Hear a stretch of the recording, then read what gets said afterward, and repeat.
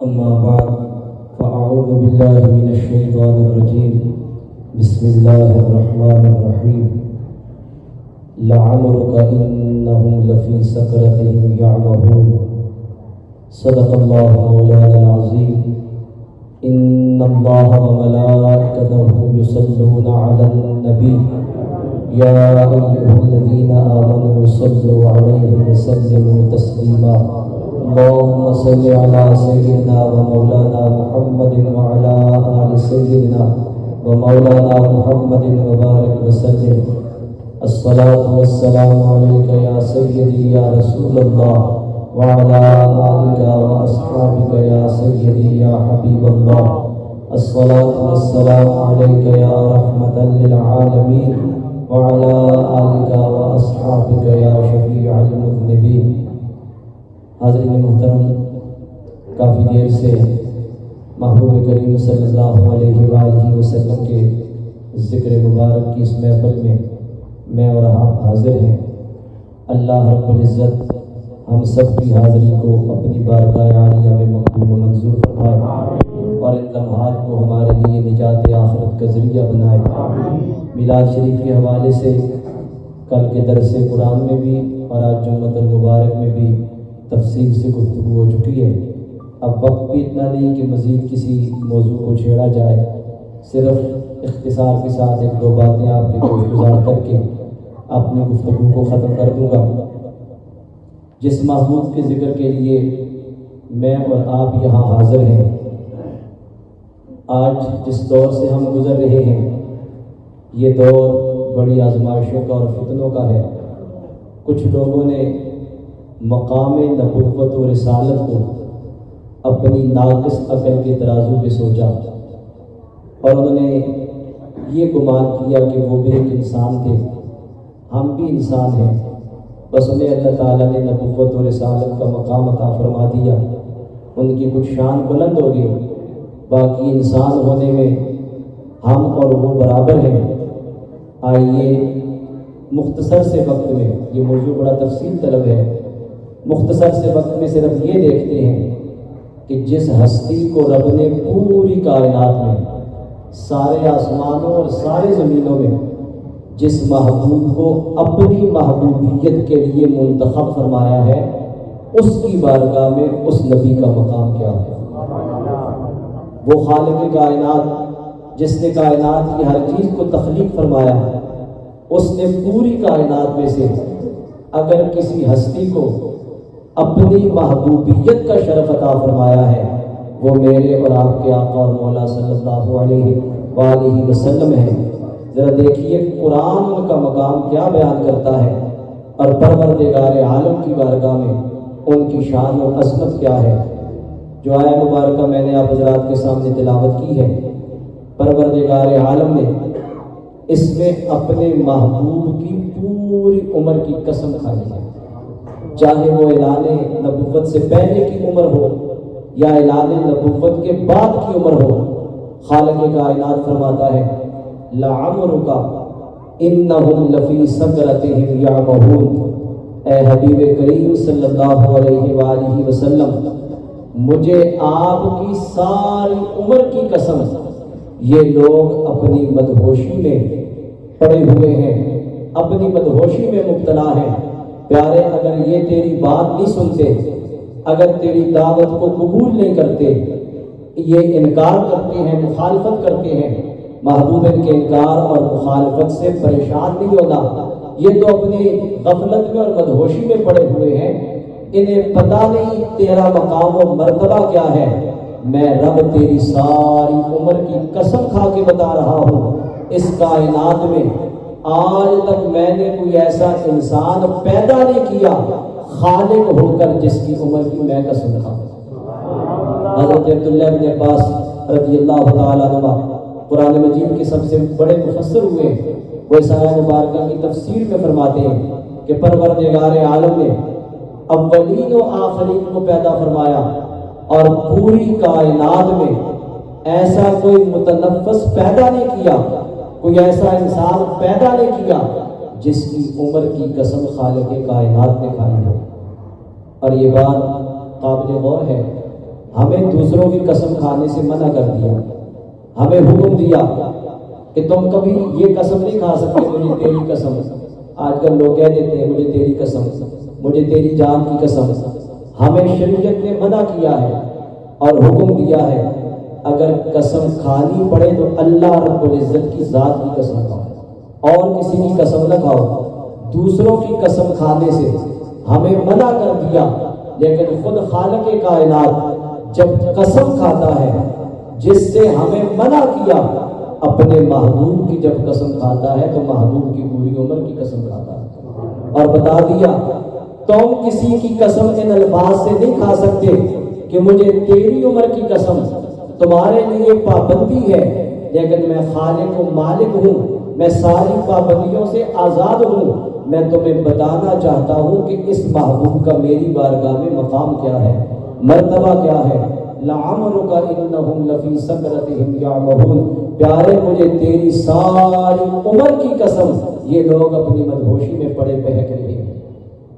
ذرا اندازہ کیجئے خالق کائنات نے قرآن مقدس میں صرف محبوب کی عمر کی قسم نہیں کھائی، قرآن مقدس کو یہ بتاتا ہے اس محبوب کا اس کی بارگاہ میں مقام و مرتبہ یہ ہے جن گلیوں میں یہ محبوب چلتا ہے رب ان گلیوں کی بھی قسم کھاتا ہے۔ لا اقسم بہذا البلد وانت حل بہذا البلد، ہمارے علماء تفسیر نے لکھا ہے یہاں لا زائدہ ہے، پروردگار عالم بتانا چاہتا ہے میں شہر مکہ کی قسم نہیں کھاتا اور مجھے قسم کھانے کی حاجت بھی نہیں، ضرورت بھی نہیں، میں اس شہر کی قسم نہیں کھاتا۔ اور دوسری آیت قسم کی علت کو بیان کر رہی ہے، قسم کے سبب کو بیان کر رہی ہے۔ پروردگار عالم فرماتے ہیں پیارے مجھے ضرورت نہیں میں شہر مکہ کی قسم کھاؤں لیکن پھر بھی قسم کھاتا ہوں۔ مالک کیوں قسم کھاتا ہے؟ فرمایا وَأَنْتَ حِلٌّ بِهَذَا الْبَلَدِ، اس لیے قسم کھاتا ہوں اس شہر کی گلیوں نے میرے محبوب کے قدموں کے بوسے دیے۔ میرا محبوب اس شہر کی گلیوں میں خراب ناز فرماتا ہے۔ فرمایا پیارے مجھے قسم کھانے کی حاجت نہیں اور میں کسی اور نسبت سے قسم کھاتا بھی نہیں، میرا گھر اس میں ہے، میں اس لیے شہر مکہ کی قسم نہیں کھاتا کہ میرا گھر اس میں ہے، صفا مروہ اس میں ہے، مقام مزدلفہ منا اس میں ہے، عرفات اس میں ہے، اس کو دیگر کئی نسبتیں حاصل ہیں، لیکن میں اس شہر کی قسم نہیں کھاتا۔ اگر میں رب ہو کے قسم کھاتا ہوں تو ایک ہی نسبت کی وجہ سے، اور وہ نسبت محبوب کی ہے۔ محبوب اس شہر کی گلیوں میں چلتا پھرتا ہے۔ وَأَنْتَ حِلٌّ بِهَذَا الْبَلَدِ، پیارے تو شہر مکہ کی گلیوں میں خرام ناز فرماتا ہے، میں رب ہو کے اس شہر کی گلیوں کی بھی قسم کھاتا ہوں۔ اعلیٰ حضرت فاضل بریلوی رحمۃ اللہ تعالیٰ علیہ اسی کا ترجمہ کرتے ہوئے فرمایا تھا کھائی قرآن خاک گزر کی قسم، آج تک اس نے کسی کی خاک گزر کی قسم نہیں کھائی، لیکن یہ محبوب کا مقام ہے پوری کائنات میں سے۔ کھائی قرآن خاک گزر کی قسم، اس کفے پا کی حرمت پہ لاکھوں سلام۔ اللہ رب العزت نے محبوب کے قدموں کو یہ شان عطا فرمائی کہ جہاں جہاں محبوب کے قدم لگتے ہیں پروردگار عالم ان گلیوں کی بھی قسم کھاتا ہے، اور صرف گلیوں کی قسم نہیں، اس سے آگے فرمایا ووالد وما ولد، محبوب تیرے سلسلہ نسب میں آنے والے مجھے تیرے ہر والد کی قسم۔ ہمارے علماء نے لکھا ہے حضرت آدم ہو ان کی بھی قسم، حضرت ابراہیم علیہ السلام ہو ان کی بھی قسم، حضرت عبد المطلب ہو ان کی بھی قسم، حضرت عبداللہ ہو ان کی بھی قسم۔ ووالد، اس کے نیچے تنوین دو زیر ہیں اور دو زیر عمومیت کے لیے آتی ہے، کسی ایک کا اگر ذکر کر دیا جاتا تو پھر باقی رہ جاتے۔ اللہ رب العزت نے عمومیت کا ذکر کر کے بتا دیا، حضرت آدم علیہ السلام سے لے کے جناب عبداللہ تک محبوب تیرے سلسلہ نسب میں جتنی ہستیوں کو تیرا والد ہونے کا اعزاز حاصل ہے میں ان کی بھی قسم کھا رہا ہوں۔ مجھے بتائیے کہ ہاں نماز کا کون سا مسئلہ بیان ہوا، روزے کا کون سا مسئلہ بیان ہوا، حج زکات کا کون سا مسئلہ بیان ہوا ان آیتوں میں؟ ان آیتوں میں اور کوئی مسئلہ بیان نہیں ہوا، سب سے بڑا مسئلہ عظمت مصطفیٰ کا بیان ہوا۔ پہلے فرمایا میں شہر مکہ کی قسم نہیں کھاتا، پھر بھی کھاتا ہوں پیارے جب تو اس شہر کی گلیوں میں چلتا ہے۔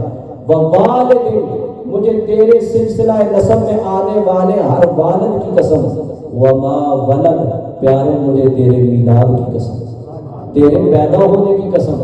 اللہ رب العزت نے حضرت آدم علیہ السلام سے لے کے جناب عیسیٰ علیہ السلام تک جتنے نبیوں کو بھیجا، کسی نبی کے میلاد اور ولادت کی قسم نہیں کھائی۔ یہ شان اس نے اپنے محبوب کو عطا فرمائی ہے کہ محبوب کے سلسلہ نسب میں آنے والے ہر والد کی بھی قسم کھائی، محبوب کی ولادت کی بھی قسم کھائی۔ وہ بتانا چاہتا ہے میری بارگاہ میں اس محبوب کا مقام و مرتبہ کیا ہے۔ ہم ان کی تعریف کیا کر سکتے ہیں، ہم تو ان کا مقام و مرتبہ جانتے نہیں۔ غالب بہت بڑا شاعر ہوا ہے، بڑے قصیدے لکھے، بڑی منقبتیں لکھی، لیکن جب اس کو نعت کا کہا گیا تو یہ کہہ کے اس نے قلم توڑ دیا، کہنے لگا ہر کس قسم بآ عزیز است می خورد سوگند کردگار بجانے محمد است۔ وہ کہنے لگا دیکھیے ہر کوئی اس کی قسم کھاتا ہے جس کے ساتھ وہ سب سے زیادہ محبت رکھتا ہے، جو اسے سب سے بڑھ کے محبوب اور پیارا ہوتا ہے وہ اس کی قسم کھاتا ہے۔ دنیا والوں کا دستور محبت ہے کہ وہ اس کی قسم کھاتے ہیں جو انہیں سب سے بڑھ کے پیارا اور محبوب ہوتا ہے۔ غالب کہتا ہے دیکھو سوگند کردگار بجانے محمد است، رب کو پوری کائنات میں اپنے محبوب کی جان سب سے پیاری ہے، اس لیے وہ قرآن میں محبوب کی عمر کی قسم کھا رہا ہے۔ اور غالب سمائے خواجہ بیزدہ گزاشتے آزاد پاک مرتبہ دانے محمد است۔ مجھے یہ کہتے ہیں کہ نعت لکھوں، سرکار کی تعریف لکھوں، میں کیسے لکھوں؟ تعریف تو وہ کرتا ہے جو کسی کے مقام و مرتبے سے آگاہ ہو، اور اس پوری کائنات میں محبوب کا مقام و مرتبہ کیا ہے، محبوب کی شان و عظمت کیا ہے، کوئی جان نہیں سکتا۔ غالب کہتا ہے میں نے سرکار کی تعریف رب کے سپرد کر دی ہے، وہی اپنے محبوب کے مقام و مرتبے کو جانتا ہے، وہی اپنے محبوب کی کما حق کو تعریف کر سکتا ہے۔ دنیا میں کوئی ایسا پیدا نہیں ہوا جو کما حق کو سرکار کی تعریف کر سکے۔ لوگ کہتے ہیں تم حد سے بڑھا دیتے ہو، اتنی تعریف کرتے ہو حد سے بڑھا دیتے ہو۔ ہم یہ کہتے ہیں ہمیں وہ حد بتا دو کہ اس سے آگے تعریف نہیں کرنی۔ ہمارے بزرگوں نے آج سے صدیوں پہلے حد بیان کر دی تھی۔ صاحب قصیدہ بردہ فرماتے ہیں سرکار کی شان و عظمت کو بیان کرتے ہوئے دو باتیں کبھی نہیں کہنی، اس کے بعد اس کے علاوہ جو بھی کہو گے وہ محبوب کے مقام و مرتبے سے نیچے ہی رہے گا۔ دو باتیں کبھی نہیں کہنی۔ پوچھا گیا حضور کون کون سی دو باتیں؟ فرمایا سرکار کو رب نہیں کہنا، رب کا بیٹا نہیں کہنا، اس کے علاوہ جو کچھ کہو گے وہ محبوب کے مقام و مرتبے سے نیچے ہی رہے گا۔ انہیں خدا نہیں کہنا، خدا کا بیٹا نہیں کہنا، اس کے علاوہ ان کی تعریف میں جو کچھ کہتے جاؤ گے وہ ان کے مقام و مرتبے سے نیچے رہے گا۔ امام اہل سنت نے فرمایا تھا آقا میں آپ کی شانیں دیکھ دیکھ کر، آپ کا مقام و مرتبہ دیکھ دیکھ کر حیران ہوتا ہوں، حیران ہوں میرے تیرے تو وصف عیب تناہی سے ہے بڑے۔ کسی کے محبوب میں چند خوبیاں ہوں، چند اوصاف ہوں جنہیں گنا جا سکے، یہ بھی ایک عیب ہوا کرتا ہے کہ محبوب کے اندر خوبیاں اتنی تھوڑی ہیں، عدد ان کا احاطہ کر سکتے ہیں، وہ گنتی میں آ سکتی ہیں۔ امام اہل سنت فرماتے ہیں رب نے محبوب کو اس عیب سے بھی پاک پیدا فرما دیا، ایسے اوصاف عطا فرمائے، ایسے کمالات عطا فرمائے، ایسی شانیں عطا فرمائی، گنتی ختم ہو سکتی ہے، محبوب کی شانوں کا شمار ختم نہیں ہو سکتا۔ تیرے تو وصف عیب تناہی سے ہیں بری، حیران ہوں میرے شاہ میں کیا کیا کہوں تجھے، لیکن رضا نے ختم سخن اس پہ کر دیا، خالق کا بندہ خلق کا آقا کہوں تجھے۔ اب کبھی وہ محبوب کی گلیوں کی قسم کھاتا ہے، کبھی محبوب کی عمر کی قسم کھاتا ہے، اور اسی قرآن میں وہ نسبت محبوب کی وجہ سے اپنی ربوبیت کی قسم بھی کھاتا ہے۔ یہ دیکھیے محبوب کا مقام رب کی بارگاہ میں کیا ہے۔ فرماتا ہے فلا وربک لا یؤمنون حتی یحکموک، محبوب مجھے تیرا رب ہونے کی قسم یہ لوگ اس وقت تک مومن ہو ہی نہیں سکتے جب تک اپنے تمام اختلافات میں تجھے حاکم اور منصف تسلیم نہ کر۔ یہ بات قابل غور ہے، وہ رب العالمین ہے، یہ نہیں فرماتا مجھے رب العالمین ہونے کی قسم، تمام جہانوں کا رب ہونے کی قسم، یہ نہیں فرماتا۔ وہ رب عرش عظیم بھی ہے. قرآن حکیم میں اپنی شان بیان کی ہے. وہ رب العرش الکریم بھی ہے کہ میں عرش عظیم کا رب ہوں, عرش کریم کا رب ہوں. لیکن جب نسبت محبوب کی وجہ سے اپنی ربوبیت کا تعارف کرواتے وہ قسم کھاتا ہے, یہ نہیں فرماتا مجھے اس کی قسم جو جہانوں کا رب ہے, یہ بھی نہیں فرماتا مجھے اس کی قسم جو عرش عظیم کا رب ہے, یہ بھی نہیں فرماتا مجھے اس کی قسم جو آسمانوں اور زمین کا رب ہے. فرماتے ہیں فلا وربک, محبوب مجھے ساری کائنات میں فقط تیرا رب ہونے کی قسم. یہ لوگ اس وقت تک مومن نہیں ہو سکتے جب تک اپنے تمام اختلافات میں تجھے حاکم اور منصف تسلیم نہ کر لیں. یہ قرآن آپ کی شان بیان کر رہا ہے, یہ کسی دیوان یا داستان کا حوالہ نہیں. یہ قرآن بیان کر رہا ہے کہ رب کی بارگاہ میں اس کے محبوب کا مقام و مرتبہ کیا ہے. یہ تو 3-4 مقامات سے میں نے 2-4 آیتیں تلاوت کی ہیں. اس مضمون کو اگر پڑھایا جائے تو قرآن حکیم متعدد مقامات پہ محبوب کی شانوں اور عظمتوں کو بیان کرتا ہے, اور رب قسمیں کھا کھا کر اپنے محبوب کا مقام بیان کر رہا ہے, ان کی شان و عظمت کو بیان کر رہا ہے. ہماری یہ خوش قسمتی ہے, اللہ رب العزت نے وہ شان والا محبوب ہمیں عطا فرمایا اور ہمیں ان کی امت میں ہونے کا شرف عطا فرمایا. یہ بہت بڑی نسبت ہے. پہلے انبیاء جس کی تمنا کرتے رہے, رب نے بن مانگے ہمیں یہ نعمت عظمیٰ عطا فرما دی ہے. اللہ رب العزت محبوب کریم صلی اللہ علیہ وآلہ وسلم کے ساتھ غلامی کا اور نسبتوں کا یہ رشتہ ہمیشہ قائم دائم رکھے. اپنے محبوب کی تعریف و ثنا کرنے کی ہمیشہ ہمیں توفیق عطا فرمائے رکھے. دوستوں نے بڑی محبت کے ساتھ اس محفل کا انعقاد کیا اور آپ حضرات بھی اسی محبت کے ساتھ, اسی خلوص کے ساتھ تشریف لائے اور بڑی دیر سے بیٹھ کے سرکار کا ذکر سنتے رہے. میں نے بھی چند باتیں آپ کے گوش گزار کر دی ہیں, آپ کا زیادہ وقت لینا مناسب نہیں سمجھتا. اب انشاءاللہ صلاۃ و سلام ہوگا, دعا ہوگی, دعا کے بعد آپ کے لیے لنگر کا اہتمام ہے. ایک گزارش کر دوں, کیونکہ یہ مسجد ہے تو لنگر آپ نے یہاں بیٹھ کے کھانا ہے, تو مسجد کے ادب کا خیال بھی رکھنا ہے, شور شرابہ نہیں کرنا. ویسے بھی گفتگو دنیاوی مسجد میں کی جائے تو نیکیوں کو ضائع کر دیتی ہے.